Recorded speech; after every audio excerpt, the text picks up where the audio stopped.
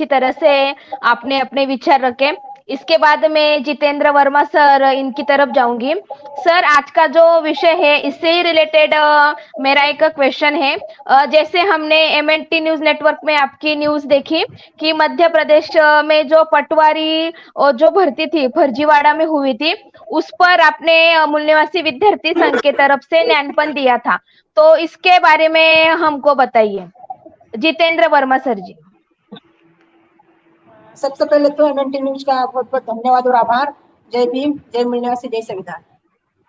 देखिए, जिस प्रकार से मीडिया और सोशल मीडिया के माध्यम से जो मध्य प्रदेश में जो पटवारी भर्ती घोटाले का जो मामला जो सामने आया है, वो बहुत ही चिंता का विषय है और गंभीर विषय है।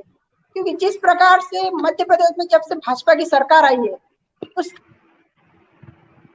बाद से ही और भ्रष्टाचार कहीं ना कहीं अधिक बढ़ा है। चाहे वह व्यापम घोटाले का मामला हो, चाहे कृषि विस्तार अधिकारी घोटाले का मामला हो, चाहे भ्रष्टाचार, चाहे पोषण आहार में भ्रष्टाचार का मामला हो, या हाल ही में 2020 की जो पटवारी भर्ती हुई है, चाहे उसके घोटाले का मामला हो, तो कहीं ना कहीं हम यह कह सकते हैं कि जो ये भाजपा सरकार, ये भ्रष्टाचारी सरकार है, घोटालेबाज सरकार है। और यह कहीं ना कहीं एसटी, एससी, ओबीसी के जो युवा है, जो बच्चे हैं, उनके भविष्य के साथ खिलवाड़ कर रही है।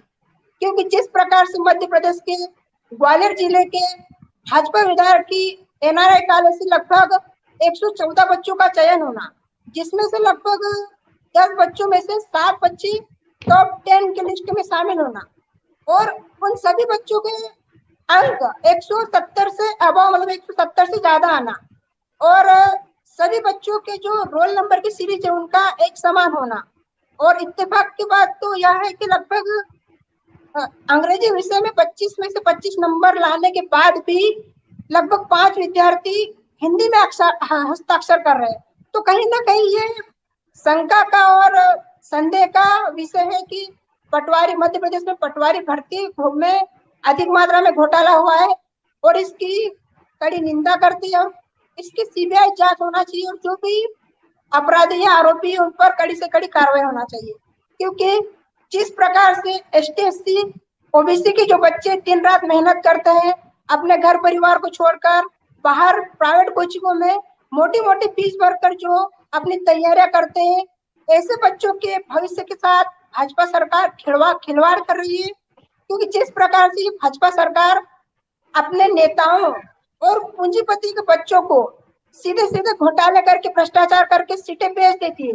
और ये जो एसटी, एससी, ओबीसी के जो बच्चे जिस प्रकार से मेहनत करते हैं, जो किसान के बच्चे, गरीब के बच्चे, मजदूर के बच्चे, जो दिन रात मेहनत करके, पढ़ाई करके तैयारी करते हैं और एग्जाम फाइट करते हैं, लेकिन उसके बाद ये जो भाजपा सरकार के जो नेता है, जो शिक्षा के दलाल है, जो जिस प्रकार से पूंजीपतियों को और उनके बच्चों को जो सीटें बेच देते हैं, तो कहीं ना कहीं ये बहुत ही चिंता का विषय है। जो इस देश के भविष्य के साथ खिलवाड़ हो रहा है, देश के युवाओं के साथ खिलवाड़ हो रहा है।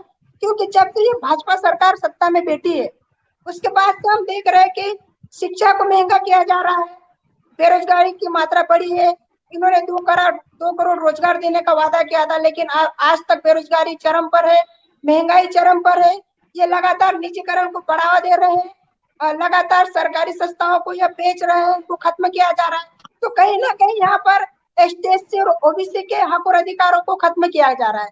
क्योंकि ये जो भाजपा सरकार है, यह कहीं ना कहीं मनुस्मृति का अनुसरण कर रही है। क्योंकि अभी देश में 1950 से संविधान लागू हुआ है, और संविधान समानता की बात करता है, बराबरी की बात करता है, बंधुत्व की बात करता है।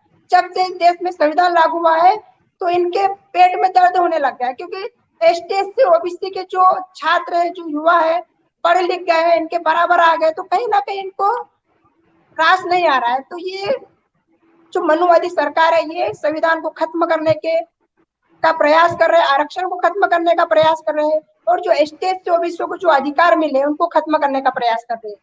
तो जब से ये भाजपा सरकार जो सत्ता में बैठी है, तो कहीं ना कहीं ये नाकाम रही है। कहीं ना कहीं इन्होंने सिर्फ और सिर्फ भ्रष्टाचार किया है, घोटाले किए हैं, और इन्होंने सिर्फ और सिर्फ एसटी, एससी और ओबीसी के हकों को मारा है, उनके भविष्य के साथ खिलवाड़ किया है। और ये कहीं ना कहीं चिंता का विषय, गंभीर विषय है। इस विषय पर मैं युवाओं को यही कहना चाहता हूँ कि अब हमें इस और मनुवादी सरकार को, इस भ्रष्टाचारी सरकार को, इस घोटालेबाज सरकार को इस सत्ता से खत्म करने की जरूरत है। और जो समानता की बात करता है, जो शिक्षा की बात करता है, जो बंधुत्व की बात करता है, ऐसे ऐसे लोगों को सत्ता में बिठाने की जरूरत है। क्योंकि ये जो सरकार, ये भ्रष्टाचारी सरकार है, तानाशाही सरकार है। और ये सरकार अगर सत्ता में बैठी रहेगी तो ऐसे ऐसे ही भ्रष्टाचार करती रहेगी, घोटाले करती रहेगी, और एसटी एससी और ओबीसी के बच्चों के हक और अधिकारों को मारती रहेगी, उनके भविष्य के साथ खिलवाड़ करती रहेगी। तो कहीं ना कहीं हमें इस सरकार को खत्म करने की जरूरत है। और जो संविधान की बात करता है, जो बराबरी की बात करता है, जो शिक्षा की बात करता है, ऐसे लोगों को हमें सत्ता में बिठाने की जरूरत है। धन्यवाद सर, आपने बहुत अच्छी तरह से हमारे दर्शकों को मार्गदर्शन किया।